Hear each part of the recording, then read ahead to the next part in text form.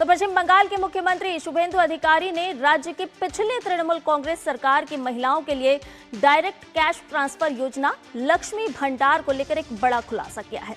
मुख्यमंत्री ने कहा कि इस योजना का लाभ ले रहे लगभग 30 लाख लाभार्थी अपात्र हैं।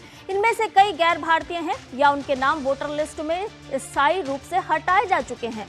अब ऐसे में सवाल उठ रहे हैं कि आखिर ममता सरकार की ये स्कीम थी या फिर बड़ा स्कैम। ममता सरकार के इस फर्जीवाड़े को ग्राफिक के जरिए और भी विस्तार के साथ आपके साथ साझा करते हैं। पश्चिम बंगाल में आखिर क्या कुछ चल रहा था? ममता सरकार का बड़ा फर्जीवाड़ा जिसका खुलासा किया है पश्चिम बंगाल के मुख्यमंत्री शुभेंदु अधिकारी ने, और लक्ष्मी भंडार योजना पर तमाम तरह के अब उठ रहे हैं सवाल। सीएम शुभेंदु अधिकारी का बड़ा दावा है और इस दावे के माध्यम से वो साफ तौर पर करते हुए नजर आए कि योजना में करीब 30 लाख फर्जी लाभार्थी शामिल थे। घुसपैठिए इस योजना का लाभ उठा रहे थे और फर्जी लाभार्थियों की पहचान आगे भी जारी रहेगी। साफ तौर पर पश्चिम बंगाल के मुख्यमंत्री ने इस ओर इशारा किया है कि भ्रष्टाचार में जो लोग लिप्त हैं और जो लोग गैर जरूरी होने के बावजूद लाभ ले रहे थे सरकारी योजनाओं का, उनके खिलाफ जरूर कार्रवाई की जाएगी। और मृत और गैर भारतीय नामों का भी दावा यहाँ पर होता हुआ नजर आ रहा है। महिला योजना का लाभ सिर्फ महिला नहीं बल्कि पुरुष भी उठाते हुए नजर आए हैं। मुर्शिदाबाद के राकिबुल का नाम सामने आया है जो कि इस योजना का लाभ उठा रहे थे। अंदाजा लगाया जा सकता है कि किस स्तर पर भ्रष्टाचार फैल रहा था, क्योंकि ये योजना तो महिलाओं के लिए थी लेकिन पुरुष इसके हिस्सेदार थे।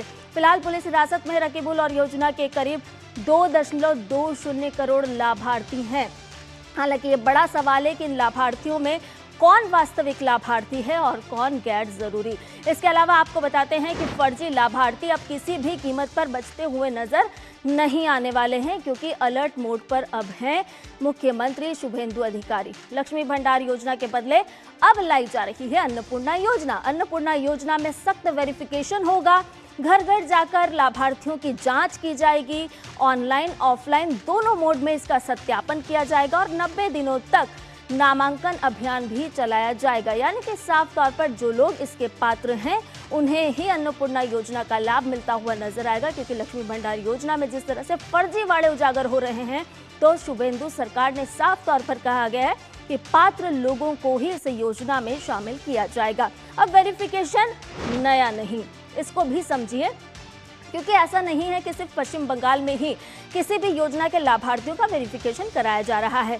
महाराष्ट्र की बात करते हैं तो महाराष्ट्र सरकार ने भी एक बड़ा एक्शन लिया था। आपको याद होगा, लाड़की बहन योजना महाराष्ट्र में चलती है और इसको लेकर के ऑडिट भी कराया गया था। 69 लाख अपात्र लाभार्थी इसके माध्यम से बाहर हुए थे।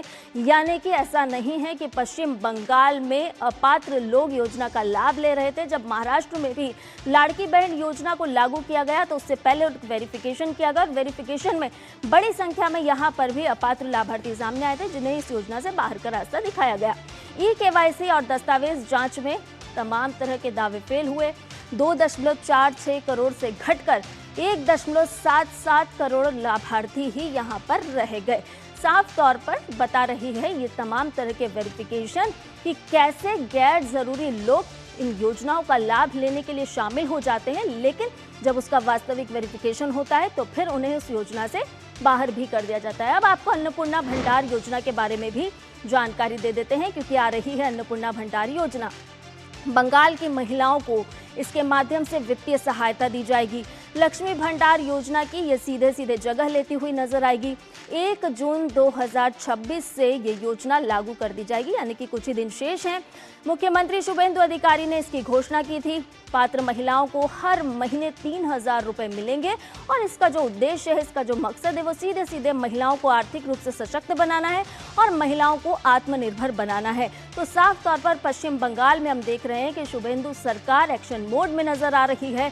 योजनाओं के माध्यम से अगर हम बात कर लें या फिर भ्रष्टाचार को उजागर करने की बात कर लें, बीएसएफ की बात कर लें या फिर और तमाम योजनाओं की बात कर लें, लगातार हर रोज हम देख रहे हैं कि शुभेंदु सरकार एक्शन मोड में नजर आ रही है और बड़े बड़े फैसले भी लिए जा रहे हैं। ताजा जानकारी ले लेते हैं, हमारे साथ हमारे सहयोगी संवाददाता सौरभ दत्ता जुड़ गए। सौरभ, सबसे पहले तो लक्ष्मी भंडार योजना की बात करते हैं। बड़े पैमाने पर भ्रष्टाचार उजागर कर रहे हैं मुख्यमंत्री शुभेंदु अधिकारी, साथ ही साथ लक्ष्मी भंडार योजना से लेकर अन्नपूर्णा योजना तक के सफर की अगर हम बात करते हैं तो कैसे दोनों योजनाएं पारदर्शिता के रूप में अलग अलग नजर आती हैं, और भ्रष्टाचार अगर हम देखें तो कैसे अन्नपूर्णा योजना इन तमाम योजनाओं से अलग है।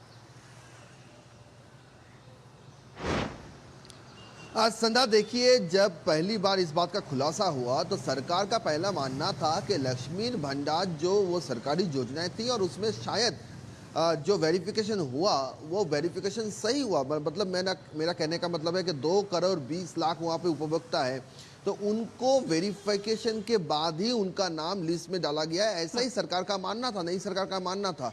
लेकिन आगे चल के, क्योंकि ये प्रोसेस कैसे खुला कि लक्ष्मी भंडार जो चल रहा था ममता बनर्जी के शासनकाल में, भाजपा की सरकार का कहना था कि हम अभी लक्ष्मी भंडार को बंद नहीं करेंगे, लक्ष्मी भंडार के जितने भी लाभार्थी हैं उनको अन्नपूर्णा योजना में कन्वर्ट करेंगे, और कोई अगर नई तरीके से अन्नपूर्णा योजना में एनरोलमेंट कर सकते हैं तो वो भी कर सकते हैं, जिसका नोटिफिकेशन रजिस्ट्रेशन आज से शुरू हो रहा है। तो ये जो ट्रांसफॉर्मेशन का प्रोसेस चल रहा था, जो लक्ष्मी भंडार से अन्नपूर्णा योजना, तभी जाकर ये बात खुला कि 30 लाख, 1 लाख, 2 लाख, 3 लाख, 4 लाख नहीं, 30 लाख ऐसे लाभार्थी है जो फर्जी है, जो या तो मृतक है या फिर एसआईआर में वोटर लिस्ट में उनका नाम नहीं है, एब्सेंटी है, और या फिर जो भारत के है ही नहीं, ऐसे हैं।